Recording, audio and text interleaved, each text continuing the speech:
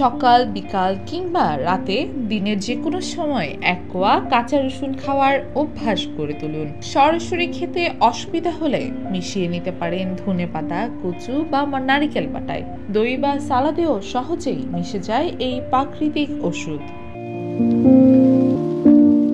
রসুন শুধু স্বাদ নয়, রীতিমতো স্বাস্থ্য রক্ষার সৈনিক। চোখ ভালো রাখতে, রক্তচাপ নিয়ন্ত্রণে, এমনকি হৃদরোগ প্রতিরোধেও অসাধারণ কার্যকরী এই উপাদান।